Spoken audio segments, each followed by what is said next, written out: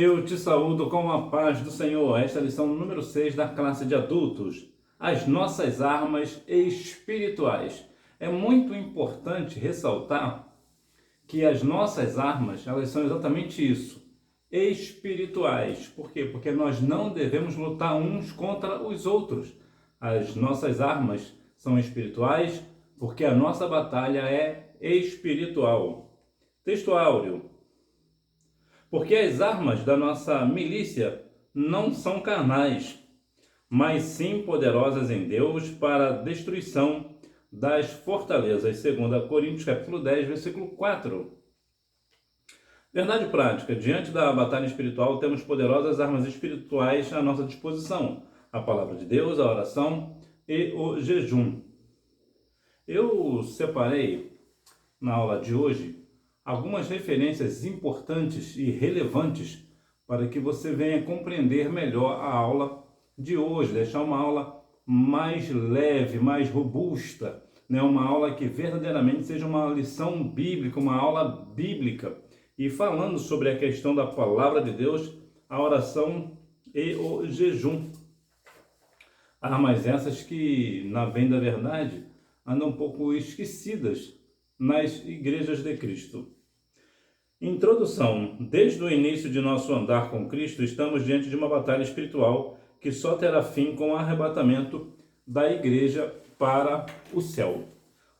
Toda guerra ela tem um final. E geralmente as guerras carnais, como está acontecendo, por exemplo, na Rússia e na Ucrânia, de modo geral, Irã e Israel, de modo geral, as guerras são sempre algo que são completamente inviáveis, não são necessárias. Entretanto, Jesus falou que haveriam guerras e rumores de guerra. Mas toda guerra independente, ela sempre terá um fim. A guerra entre a Rússia e a Ucrânia já dura um pouco mais de um ano, mas uma hora ou outra ela vai acabar cessando. Até porque manter uma guerra dessa magnitude é algo caro, muito caro.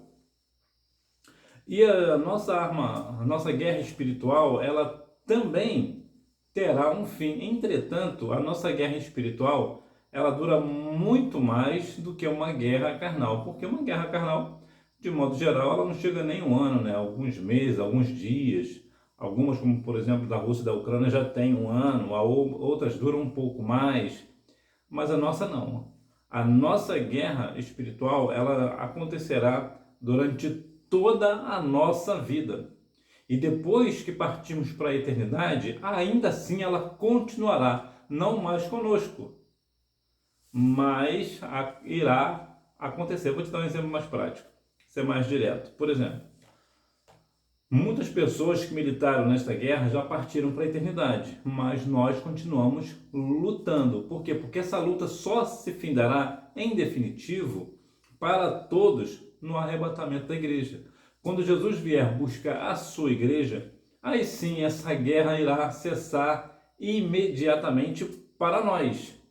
Acontecerá aqui a grande tribulação, o início da grande tribulação, que durante os 3 anos e meio será uma tranquilidade, terá uma paz, né, aparente, né, uma paz muito aparente, mas depois de 3 anos e meio começará uma outra guerra de 3 anos e meio, na grande tribulação. Aí continuará ainda uma guerra espiritual, mas para nós que somos salvos, para as pessoas que partiram para a eternidade, salvas na pessoa de Jesus, e para nós salvos em Cristo Jesus, essa guerra se findará exatamente no arrebatamento da igreja. Lá, quando acontecer o arrebatamento, não haverá mais luto e nem luta, né?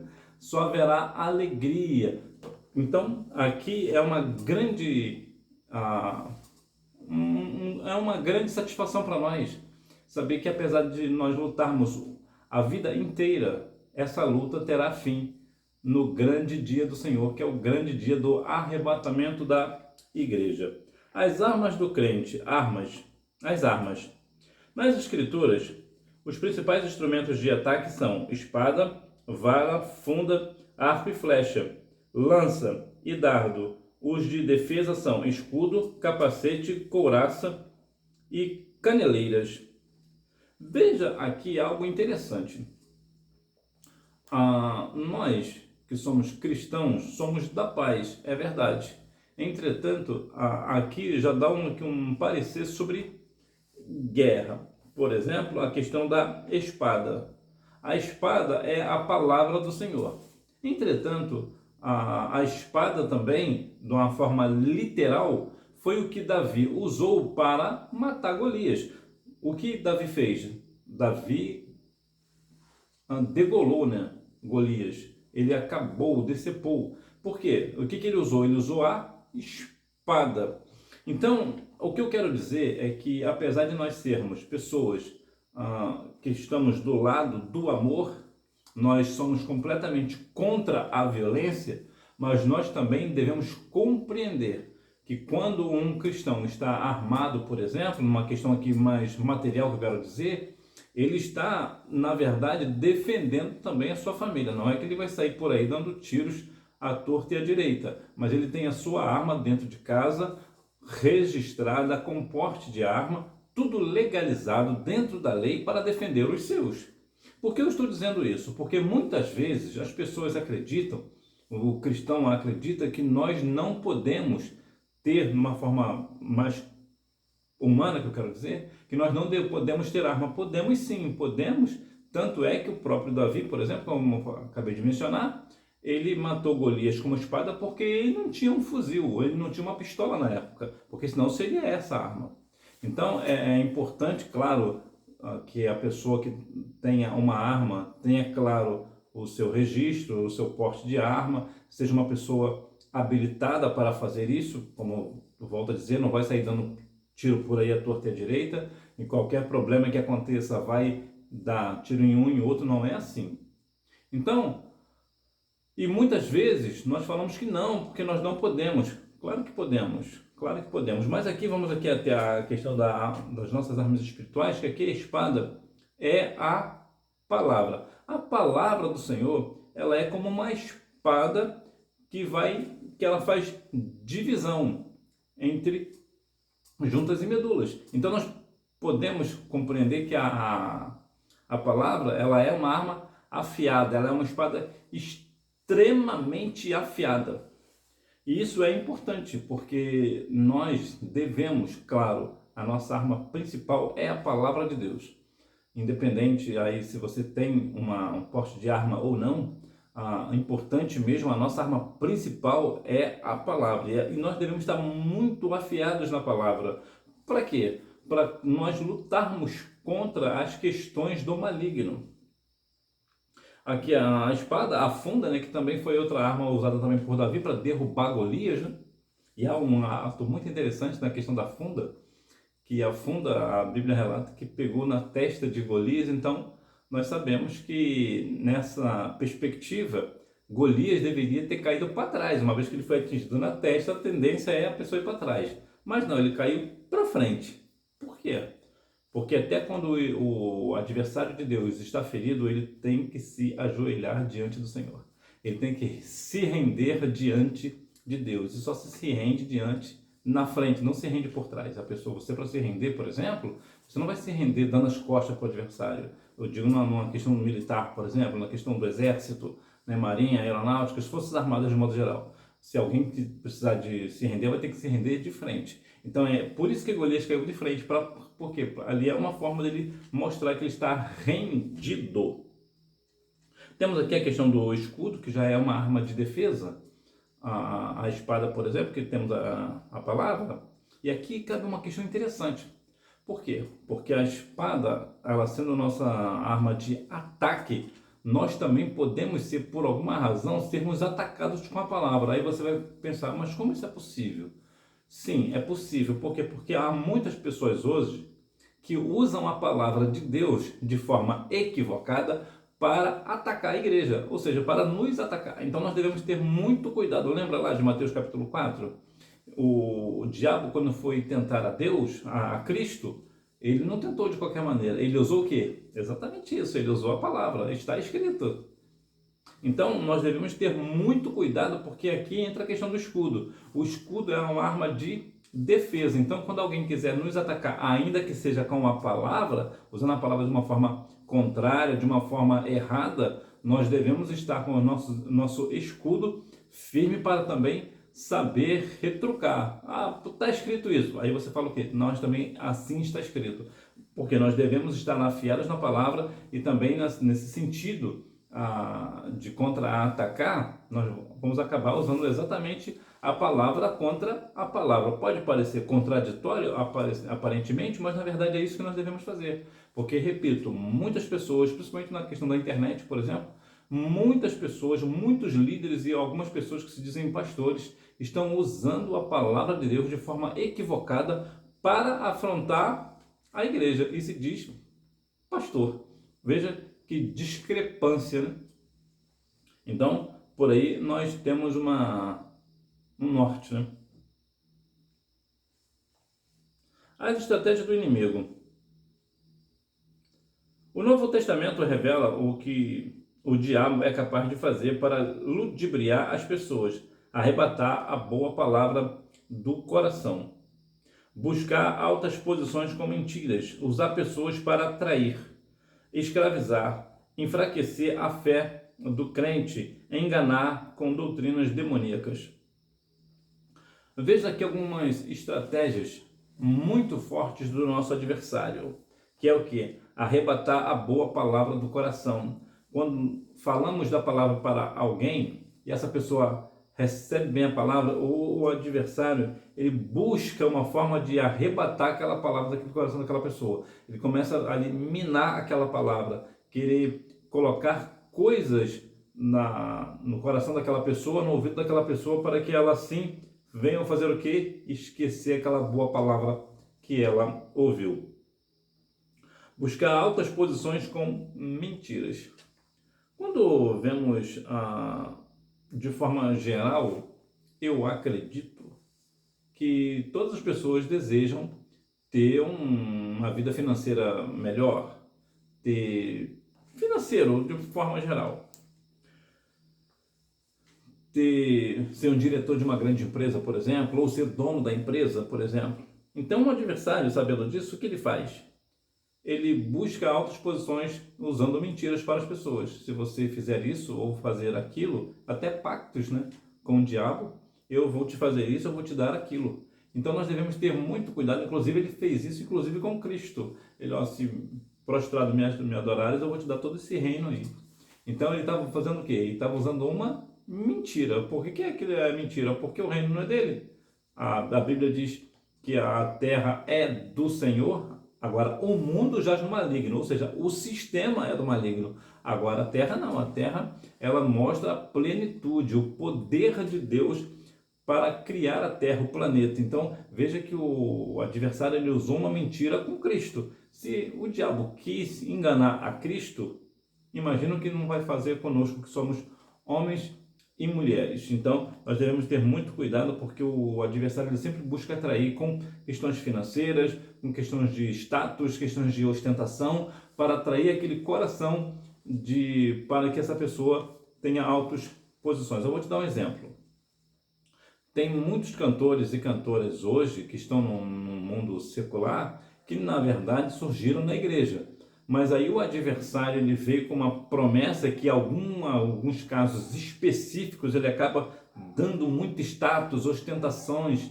Para quê? Para que aquela pessoa alcance boas posições. Mas aquilo nada mais é do que uma mentira, porque ainda que o adversário fale, ó, se você cantar isso daqui, eu vou te dar dinheiro. Ainda que o adversário cumpra a palavra e dê a essa pessoa dinheiro, na verdade isso é uma mentira. Por que é uma mentira? Porque ele está usando essa pessoa, está usando esse dinheiro, essa riqueza, para ludibriar essa pessoa, para essa pessoa perder a salvação. Então ele está usando uma mentira para assim ter altas posições, né? Uma pessoa ter altas posições.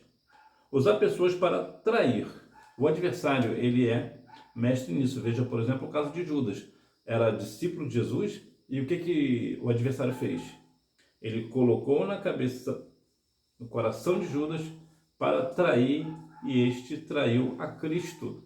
Então veja que um discípulo de Jesus traiu Jesus. Por quê? Porque deu ocasião ao adversário, e nós devemos ter muito cuidado com esse negócio. Porque muitas vezes nós podemos pensar, mas eu sou pastor há tantos anos, eu sou professor da Escola Bíblica Dominical há tantos anos, eu sou regente do ciclo de geração há tantos anos que eu sou regente do coral, e esse coral é uma bênção, a orquestra é uma bênção, o grupo infantil aqui que eu estou regendo há tantos anos aqui é uma bênção. Sim, pode ser uma bênção sim, e glória a Deus que é uma bênção. Entretanto, nenhum de nós está livre de dar ocasião ao adversário. Então nós devemos ter muito cuidado para que nós não venhamos dar ocasião ao adversário, como a Bíblia diz lá em 1 Pedro capítulo 5, versículo 8, que o diabo está em derredor bramando a quem possa tragar. E isso ele não fala quem se é A ou se é B, é aquele que dá brecha. Então nós devemos ter cuidado para que nós não venhamos assim dar brecha para o adversário, para que nós assim venhamos trair o nosso irmão, a nossa irmã, ou o ministério, o pastor, a nossa liderança. Escravizar.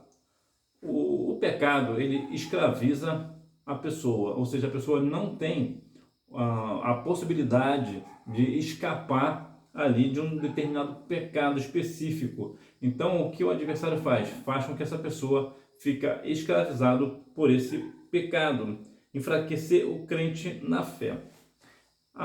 Quando enfraquecer a fé do crente é uma questão que, quando eu era garoto, eu tinha hábito de fazer fogueira um dia sim e o outro também. E era interessante porque o fogo me mantinha aquecido, ainda que o tempo, a madrugada fosse muito fria e eu não sentia frio. Por quê? Porque o fogo ali, ele estava aceso, as brasas estavam acesas, aquilo me aquecia.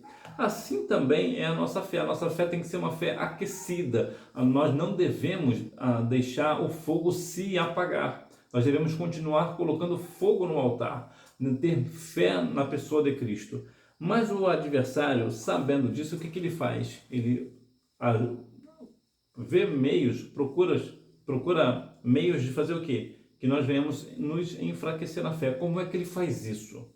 Entre uma coisa e outra, é colocar pessoas na nossa vida que mexam com o nosso coração, com a nossa cabeça, pessoas que nós temos alguma estima por essa pessoa, e agora o adversário usa essa pessoa justamente para começar a disseminar o nosso coração. Olha, não é bem por aí que as coisas funcionam, não é exatamente isso que Deus vai fazer com você, você não é capaz disso daí, o Senhor não te chamou para esse negócio é para o pastor fazer, é para fulano de tal fazer, não é para você, você é uma pessoa que é muito melhor do que aquela outra pessoa, você não deve fazer aquilo, e aquilo ali vai começar a minar a cabeça da pessoa, porque nós vamos começar a pensar, realmente, eu estou aqui há mais tempo, por exemplo, do que essa pessoa aí, então, esse trabalho é ali que tem que fazer, eu não tenho que fazer nada. Na verdade, o que ele está fazendo ali é o quê? Minar a fé da pessoa. Ele está minando, porque de uma forma geral, o adversário ele não chega de uma vez. Ele vem pelas beiradas, né? Ele vem, joga uma seta aqui, um dado inflamado ali, até que vai ter uma hora, se nós não observarmos, não vigiarmos, pega fogo, então o negócio fica feio. E é um fogo estranho, né? Para que fique claro. Enganar com doutrinas demoníacas. Isso aqui nem precisa falar muita coisa, porque o que tem acontecido nas igrejas evangélicas aqui no Brasil, de questões de doutrinas do diabo, é algo que não dá nem para contar. São situações que pessoas, muitas vezes, né, líderes de internet, por exemplo, pastores de internet, e eu aqui não tenho nada contra o pastor que usa a internet, o líder que usa, nada contra. Inclusive, a internet é uma ferramenta importante e relevante para nós falarmos da palavra do Senhor, como eu estou fazendo aqui, eu e você agora. Então, o que a questão é que com a questão da internet, que a internet tem essa força, a internet nos dá uma liberdade um pouco maior, o que acontece? Surgem líderes, pastores, pseudos, né? Pastores e líderes, usando de tudo quanto é doutrinas completamente antibíblicas para enganar o povo. E, inclusive, eles geralmente usam versículos isolados para ter uma tese, ter uma base, e principalmente, o que eles mais ensinam? Ensinam heresia. O que é uma heresia, uma seita, por exemplo? Como é que você sabe que uma igreja é uma seita? É quando ela diz, ela afirma que você, além de aceitar Jesus, você precisa fazer alguma coisa. Por exemplo, você precisa aceitar a Cristo como Salvador e guardar o sábado. Isso é uma questão de seita. Por quê? Porque se você precisa mais do que Cristo para ser salvo, então isso é uma seita. Por quê? Porque Jesus, ele, só o Senhor, o sangue de Jesus Cristo, ele nos dá a salvação. Nós só precisamos disso. Como diz lá em Efésios 2, capítulo 2, versículo 8 e 9. Então, nós somos salvos não é pelas nossas obras. Então, nós devemos ter cuidado. E hoje o que mais acontece é o seguinte, os líderes, pastores, né, de internet fazem muito isso. Você precisa fazer isso, aceitar a Cristo e me comprar, por exemplo, essa pedrinha que eu trouxe lá de Israel, lá do monte, lá de Israel, da água do Rio Jordão e coisas desse tipo, dessa natureza. Então, isso é uma questão de seita. E muitas pessoas, não são nem duas nem três pessoas que fazem isso. São centenas de pessoas que seguem líderes dessa natureza. Então, nós devemos ter muito cuidado com essa questão das doutrinas demoníacas, que inclusive, até nas igrejas evangélicas da Assembleia de Deus no Brasil, tem algumas questões que já surgem, já faz algum tempo, que está dentro das igrejas evangélicas no Brasil, das Assembleias de Deus, que falam coisas dessa natureza. Você aceita Cristo como Salvador, mas também você precisa fazer isso ou fazer aquilo. O chefe de toda a força do mal, destacando ainda sua força e autoridade na hierarquia do mal, o diabo é denominado de o Deus deste século. Quando falando numa questão de guerra, se você vai para uma guerra ou você está numa luta corporal com alguém, o que você faz para vencer a guerra? Você vai no ponto fraco daquela pessoa, né? Assim, de modo geral, quando eu era garoto, eu não era muito de briga, mas de vez em quando acontecia. Eu fazia exatamente isso, eu procurava um ponto fraco da pessoa, para atacar aquele ponto fraco daquela pessoa. E o adversário, ele sabendo os nossos pontos fracos, é exatamente isso que ele vai atacar. Por que eu digo isso para você? Porque nós temos que ter muito cuidado e não ignorar a força do nosso adversário.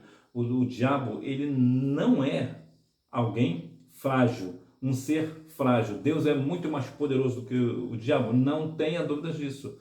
Mas nós, como pessoas, nós devemos ter muito cuidado. Eu vou te dar aqui um exemplo. Aos Romanos, no capítulo 16, eles nos falam uma coisa muito importante, porque muitas vezes as pessoas dizem, né, que o diabo está debaixo do meu pé porque eu sou mais forte do que ele. Olha o que a Bíblia nos diz lá aos Romanos, capítulo 16, no versículo 20. E o Deus de paz esmagará em breve a Satanás debaixo dos vossos pés. Quem é que vai esmagar? Sou eu? Não, é o Deus de paz, é o Deus todo-poderoso. Porque muitas vezes as pessoas dizem, não, o diabo está debaixo do meu pé. Não, de maneira nenhuma, os seus pés estão firmados na rocha eterna. Então, nós devemos ter muito cuidado e não menosprezar a força do adversário. Por exemplo, quando o arcanjo Miguel, que era um anjo de guerra, é um anjo de guerra, estava lutando lá contra o diabo, lá no livro de Judas, o que aconteceu? Ele poderia fazer muita coisa, né?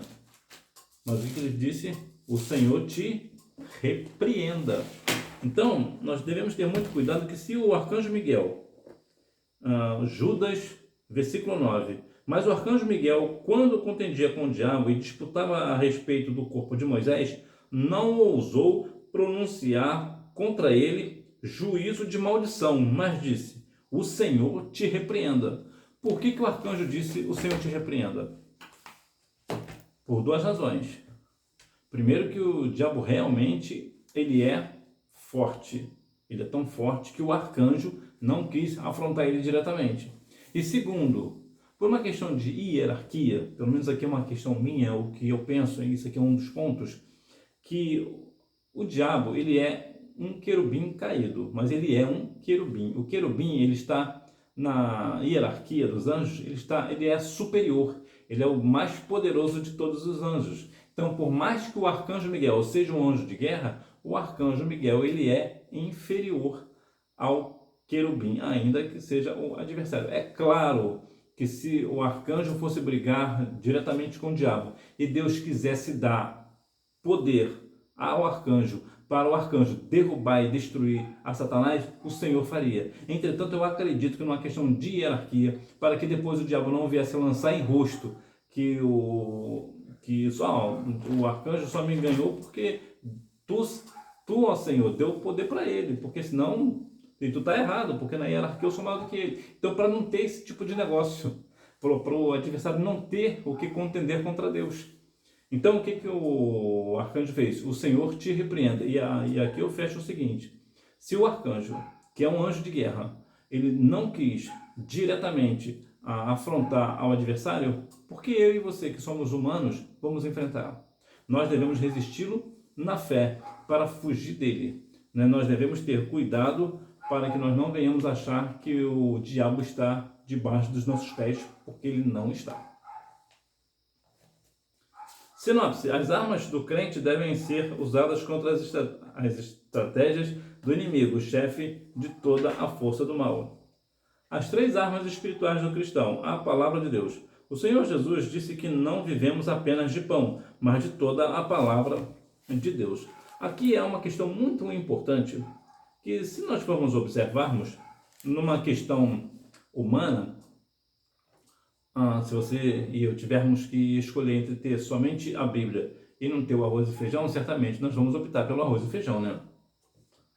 Um arroz e feijão, uma carne seca com abóbora, por exemplo, um mocotó. Não é assim? Por quê? Porque sem alimento nós não vivemos, de modo geral. Entretanto, né, de modo geral, é isso que vai acontecer. Se aquela pessoa que não come, essa pessoa vai morrer, não é assim? Mas olha o que a Bíblia nos diz. O Senhor Jesus disse que não vivemos apenas de pão, mas de toda a palavra de Deus. Então a palavra de Deus é mais importante do que o nosso alimento cotidiano. É claro que Deus não vai deixar faltar o teu pão. E se porventura ele fizer, nós devemos compreender Abacuque 3,17. Ainda que a figueira não floresça, eu exultarei no Deus da minha salvação. O que é aquele, no modo geral, trazendo para nós? Ainda que me falte o pão, o pão da minha vida, do meu cotidiano, não me faltará o pão da vida que é Cristo. Ou seja, ainda que eu morra de fome, eu estarei firme com o Senhor. A minha salvação é mais importante do que o meu alimento cotidiano. Então, isso aqui é um ponto importante que nós venhamos compreender. Por quê? Porque a palavra do Senhor nos diz lá em João 17,17, santifica-os na verdade, a sua palavra é a verdade. Então, como é que eu vou falar a verdade se eu não falo da palavra? Se eu não prego a palavra? Se eu não vivo a palavra? Se eu não medito na palavra? Se eu não me alimento da palavra? Então, eu preciso me alimentar da palavra para quando vier os dardos inflamados do maligno, eu estar preparado. Eu estar pronto para afrontar o maligno ou até uma outra pessoa com a palavra de Deus. Então a palavra de Deus, que é a Bíblia Sagrada, é o nosso pão espiritual e nós devemos nos alimentar deste pão. A oração. Aliada ao estudo da palavra, a oração é uma das mais importantes armas espirituais que o crente tem ao longo de sua jornada para o céu. A oração é algo muito interessante, porque a oração é uma conversa com Deus. Se você está orando ao Senhor, você está conversando com o Senhor. Você está se abrindo para o Senhor. E é interessante que essa questão da conversa nos traz intimidade. Eu gosto muito da ideia, né, da analogia, que eu acho muito interessante, que é quando você precisa de algo, de alguém, lá em 2 Reis, capítulo 4, vai falar lá do azeite da viúva, fala que ela foi pedir vasos emprestados. Não é assim? Se ela pediu emprestado é porque ela tinha intimidade com os vizinhos. Não é assim? Por que ela tinha intimidade com os vizinhos? Porque ela conversava. Você não tem intimidade com ninguém se você não conversar com essa pessoa. Então, quando você conversa com alguém, você tem intimidade. É aquela história, né? Por exemplo, você precisa de uma ferramenta, por exemplo, para fazer alguma coisa e você não tem, mas você conhece um vizinho que tem aquela ferramenta, só que você não tem muita intimidade com ele. Por quê? Porque você não conversa muito com ele. O que você faz? Você vai a uma pessoa que você tenha muita intimidade e fala assim, eu preciso dessa ferramenta. Aquele teu amigo, ele tem essa ferramenta. Você não conversa com ele, não, para ele me emprestar, não.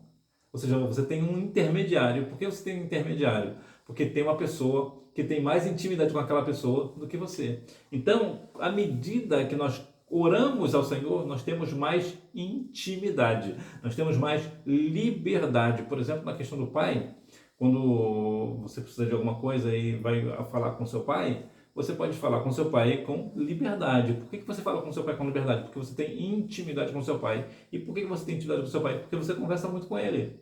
Quanto mais você conversar com seu pai, mais intimidade você tem com ele.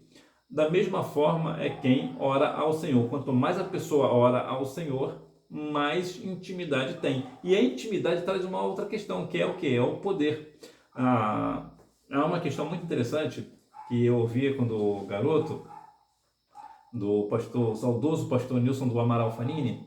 Ele dizia que o crente que diz que tem muita oração, ele tem muito poder. A pessoa que tem pouca oração, ele tem pouco poder. E a pessoa que não tem nenhuma oração, ela não tem nenhum poder.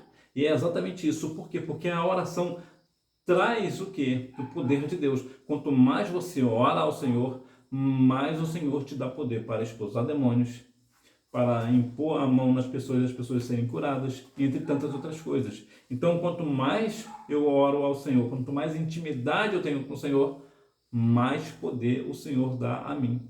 Então, nós devemos ter essa intimidade com o Senhor, através de como? Da oração. Mas, infelizmente,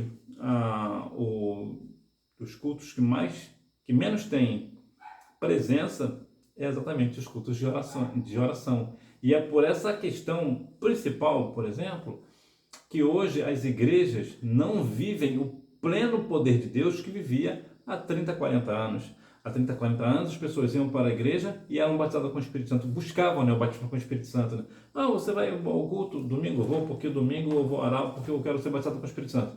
E era batizado mesmo. Hoje não, hoje as pessoas vão para a igreja não para serem batizadas com o Espírito Santo, para adorar ao Senhor em Espírito e em verdade. Eles vão para a igreja para mostrar a roupa bonita que tem, o carro novo que comprou, coisa do tipo. Então não vive uma vida de oração. Então, à medida que nós oramos ao Senhor, mais intimidade temos e assim mais poder nós temos da parte do Senhor. O próprio Jesus, inclusive, orava. O jejum. Aliando a palavra de Deus e a oração, a prática do jejum é uma terceira arma espiritual do crente durante a jornada para o céu. E aqui cabe uma questão muito importante sobre o jejum que eu já vou te falar. Olha que o jejum tem uma questão interessante que ele está ligado à palavra de Deus e à oração. Então, o que é a dinâmica aqui para nós? Eu leio a palavra do Senhor, eu me alimento da palavra do Senhor, na minha alma, no meu espírito, no meu coração, na minha mente, eu me alimento da palavra. Eu estou em oração, mas eu também estou em jejum, ou seja, eu estou alimentando a minha alma com a palavra de Deus, eu estou alimentando meu coração com a palavra de Deus, eu estou alimentando meu espírito com a palavra de Deus, mas eu estou mortificando a carne porque eu estou em jejum. E aqui sobre o jejum eu vou te falar uma questão muito importante sobre o jejum, que na verdade para mim é o mais importante sobre o jejum que está relatado no livro de Isaías, capítulo 58, versículos 6 a 8. É muito importante esse texto de Isaías 58, principalmente aqui esse versículo de 6 a 8, vai nos dar um norte muito importante, que é o quê? Sobre o jejum. É o seguinte: imagina, por exemplo, que uma pessoa está em jejum, fazendo um jejum ao Senhor, mas essa pessoa está trabalhando, por exemplo, numa empresa. O Senhor não vai receber o jejum. Por quê? Porque o jejum ele tem que ser completo. Eu me lembro quando eu era garoto, bom, eu não era tão garoto assim. Eu já era jovem, tinha voltado há pouco tempo para o Senhor Jesus, eu estava namorando uma jovem e a igreja dela entrou em jejum. E apesar de eu não participar daquele jejum, eu achei bonito a ideia do jejum para toda a igreja. E nós namoramos normalmente. E no dia seguinte ela veio falar para mim uma coisa que eu achei muito interessante da parte dela ter falado isso para mim. Que ela falou o seguinte: ela é engraçado, eu descobri uma coisa, o Senhor não recebeu o meu jejum. E eu perguntei para ela, por que não? É porque eu e você, nós namoramos ontem. E quando nós estamos em jejum, nós não podemos namorar. E é exatamente isso, como diz Isaías 58. De modo geral, nós, quando estamos fazendo jejum, nós não podemos nem mesmo namorar. Namorar, que eu digo, na época era só namoro mesmo, né? Era só namoro mesmo. Não tinha intimidade, eu quero dizer, não tinha intimidade sexual, quero dizer. Então não pode nem dar beijo em ninguém, na boca, por exemplo. Não pode. Por quê? Porque corta o jejum. Você está sendo muito religioso. Não, não estou sendo religioso. É o que a Bíblia nos orienta. Nós, quando estamos fazendo jejum, nós devemos estar somente no Senhor. Ou seja, nós não podemos namorar, nós não podemos falar mal do próximo, nós não podemos trabalhar, entre outras coisas que Isaías vai nos orientar. Em outras palavras, quando nós estamos jejuando, nós só devemos fazer isso mesmo: jejuar, orar ao Senhor e ler a palavra. O que passar desse negócio não é tido como jejum, né? Não pode trabalhar, não pode estudar, não pode fazer um monte de coisa. Então, isso é muito importante. Por quê? Porque muitas vezes nós estamos em jejum do alimento, mas estamos falando mal do irmão, mal da irmã, estamos trabalhando. Eu já fiz muito jejum, inclusive, quando estava trabalhando. Eu trabalhava em jejum, fazendo um propósito para os jovens. Depois eu descobri, justamente através dessa jovem, que aquele meu jejum não estava valendo de absolutamente nada. Por quê? Porque eu estava trabalhando e eu não posso trabalhar se eu estiver jejuando, e você também não. Então, o jejum ele é muito importante porque ele mortifica a carne. Mas aqui traz uma questão muito interessante, muito importante, que nós devemos exatamente vivermos no jejum somente para o Senhor. Sinopse. As 3 armas espirituais que o cristão tem à sua disposição são a palavra de Deus, o jejum e a oração. Jesus Cristo, o nosso maior modelo, vencendo o diabo com a palavra. O primeiro enfatiza que o Senhor Jesus venceu o tentador com a palavra de Deus. No segundo, ele leu uma passagem do profeta Isaías na sinagoga em Nazaré e tomou para si o cumprimento do texto lido. Aqui para nós, no bom português, Jesus lá em Mateus capítulo 4, na tentação, Jesus podia ter dado um soco no diabo e ter jogado ele para lá. Mas por que ele não fez? Ele poderia ter tantas coisas ali para fazer com o diabo, mas ele não fez. Por quê? Para nos mostrar o poder da palavra. Jesus venceu o diabo com a palavra. E por que nós, muitas vezes, se Jesus venceu o tentador com a palavra do Senhor, com a palavra de Deus, por que eu vou procurar uma outra forma? Nós vencemos o adversário na palavra. E claro, no nome de Jesus. Para expulsar demônios, por exemplo, é no nome de Jesus.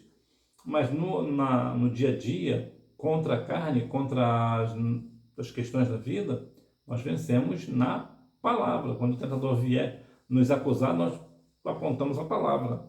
Nós devemos estar afiados na palavra. Vivermos a palavra do Senhor. Por quê? Porque a palavra de Deus, ela tem poder. Vê que o Senhor Jesus, ele usou a palavra até mesmo na sinagoga. Aí eu te pergunto, Jesus não conhecia a palavra? Claro que ele conhece a palavra, de Gênesis a Apocalipse. Ele conhece toda a palavra. Mas por que até na questão ali da sinagoga, ele abria a palavra e ele lia a palavra, para mais uma vez nos dar exemplo, e também nessa questão para mostrar que a profecia estava se cumprindo nele. Por isso ele tomou para si o texto do cumprimento do texto, em Lucas 4, 16, 20. Então nós devemos compreender que o Senhor Jesus, ele jejuava, ele lia a palavra e ele vivia em oração, mesmo sendo filho de Deus. Por que eu e você não?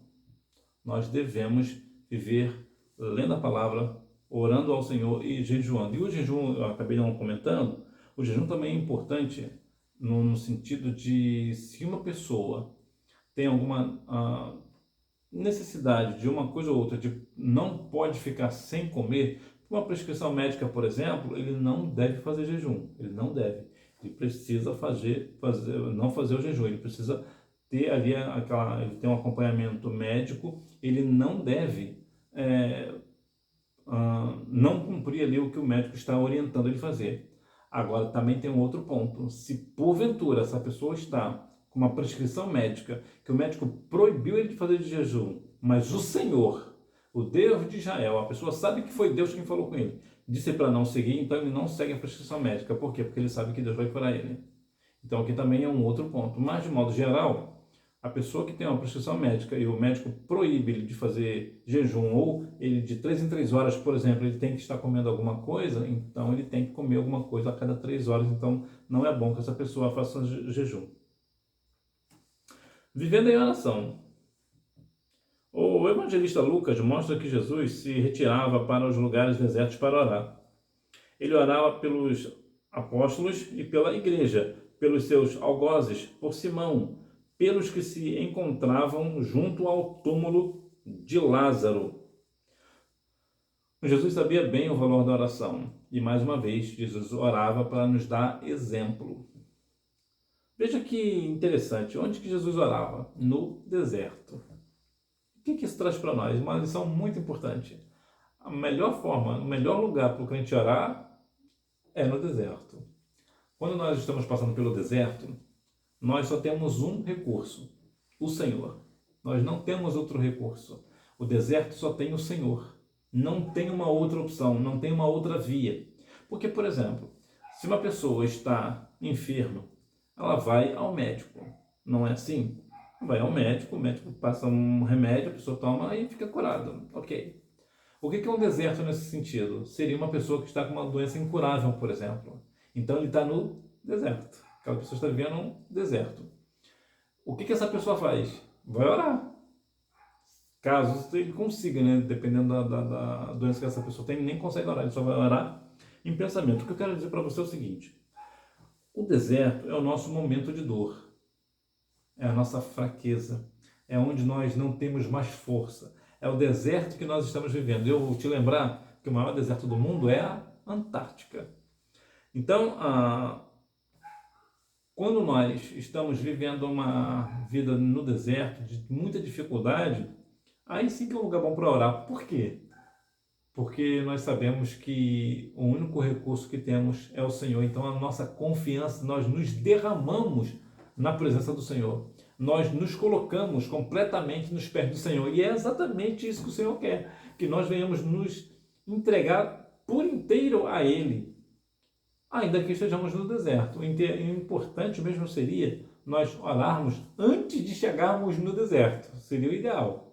Mas, mesmo no deserto, o deserto continua sendo um bom lugar para o cristão orar, porque é no deserto que nós verdadeiramente conhecemos o Senhor que nós servimos. Ele orava também pelos seus apóstolos, pela igreja. Aqui, a questão do apóstolo, nós sabemos que não existe, mas estamos trazendo aqui para nós, vamos dar aqui um parecer. O que seriam os apóstolos hoje? Seria, porventura, os nossos pastores, os nossos líderes. Aí a pergunta que eu não quero calar. Nós temos orado pelos nossos líderes, pelos nossos pastores, né, aqui também pela nossa igreja, num contexto geral, crianças, adolescentes, jovens, irmãos, irmãs, ministério. Será que nós estamos orando pela igreja do Senhor? Interessante que Jesus também orava pelos seus adversários. E aqui é bom deixar claro, é óbvio, mas é bom deixar claro, os adversários de Jesus nesse caso eram pessoas e não o diabo em si. Será que nós temos orado por nossos adversários para que Jesus venha salvá-los também? Ou será que nós queremos Jesus só para nós? Não, essa pessoa é meu adversário, eu não quero que essa pessoa aceite a Cristo como Salvador. Como é que nós estamos verdadeiramente nos colocando como pessoas cristãs verdadeiramente, que nós oramos pelos nossos adversários, ou nós deixamos eles de lado em nossas orações? Isso é uma questão muito interessante, não?